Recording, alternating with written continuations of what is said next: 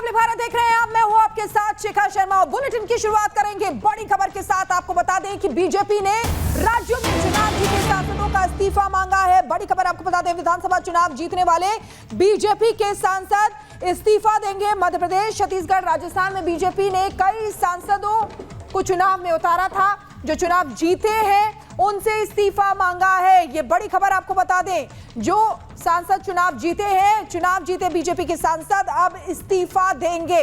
BJP ने सभी से सांसदों से इस्तीफा मांगा है।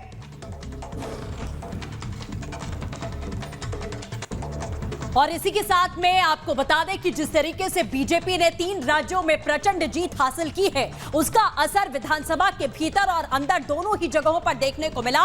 और सत्र की शुरुआत होने से पहले प्रधानमंत्री नरेंद्र मोदी ने विपक्ष को नसीहत दी कि अपनी रणनीतियों में तब्दीली करें और लोकतंत्र को मजबूत करें। देखिए रिपोर्ट में।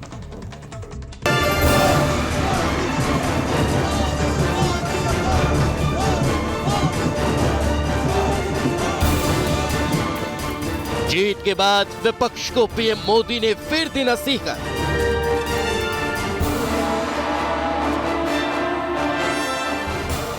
नेगेटिविटी छोड़ सकारात्मक राजनीति करे विपक्ष।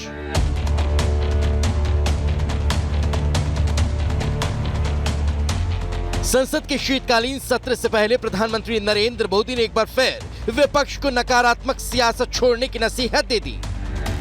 पीएम ने कहा कि 3 राज्यों में सकारात्मक राजनीति को लोगों ने पसंद किया। विपक्ष भी नकारात्मक राजनीति को छोड़े और लोकतंत्र को मजबूत करे। मैं करबद्ध प्रार्थना करता रहा हूं कि सदन में सहयोग दीजिए। आज मैं राजनीतिक दृष्टिकोण से भी कहना चाहता हूं कि आपका भी भला इसमें है कि आप देश को सकारात्मकता का संदेश दें। आपकी छवि नफरत की और नकारात्मकता की बने, वो लोकतंत्र के लिए अच्छा नहीं है। लोकतंत्र में विपक्ष भी इतना ही महत्वपूर्ण है, उतना ही मूल्यवान है और उतना ही सामर्थ्यवान भी होना चाहिए। और लोकतंत्र की भलाई के लिए मैं फिर से एक बार अपनी ये भावना को प्रकट करता हूं। रविवार को हुई बीजेपी की जीत का असर आज संसद परिसर में भी देखने को मिला। सदन शुरू होने से पहले बीजेपी सांसदों ने नारेबाजी कर जीत की खुशी जाहिर की।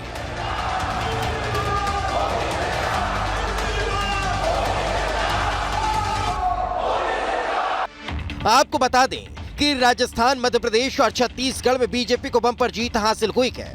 कई राजनीतिक पंडितों का मानना था कि कांग्रेस 3 राज्यों में सरकार बना सकती है, लेकिन रविवार को मतगणना के जैसे जैसे परिणाम आते गए, वैसे वैसे सभी अनुमान ध्वस्त होते नजर आए।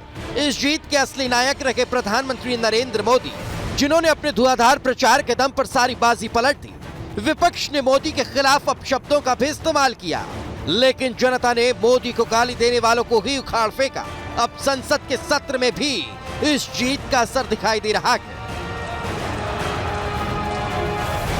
देश ने नकारात्मकता को नकारा है। लोकतंत्र का ये मंदिर जन आकांक्षाओं के लिए, विकसित भारत की नींव को अधिक मजबूत बनाने के लिए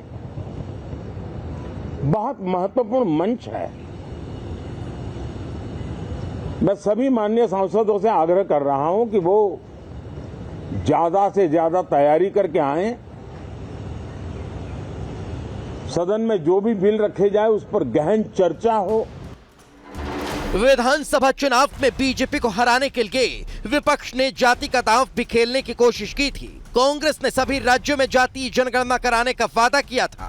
विपक्ष को उम्मीद थी कि वोटरों को जाति के खांचे में बांटकर वो सत्ता की सीढ़ियां चढ़ जाएगी, लेकिन प्रधानमंत्री नरेंद्र मोदी की गारंटी के आगे सारे दाव फेल हो गए। मोदी ने एक बार फिर कहा कि उनके लिए देश में सिर्फ 4 जातियां ही हैं।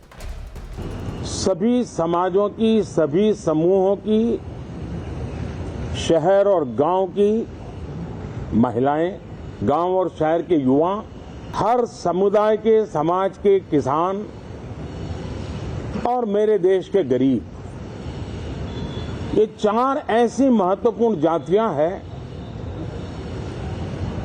जिनका एम्पावरमेंट, इन उसूलों को लेकर के जो चलते हैं, उन्हें भरपूर समर्थन मिलता है। पूर्णतया जनहित के लिए समर्पण होता है तो एंटी इनकम्बेंसी ये शब्द इरेलेवेंट हो जाता है। आपको बता दें कि हिंदी हार्टलैंड की 3 प्रमुख राज्यों में बीजेपी ने बड़ी जीत हासिल की है। लोकसभा चुनाव का सेमीफाइनल माने जा रहे इस चुनाव में बीजेपी के पास मोदी नाम का ट्रम्प कार्ड था, जबकि विपक्ष अपने घिसी पिटी पुरानी सियासत के भरोसे चुनाव लड़ रही थी, जिसे जनता ने बुरी तरह से नकार दिया।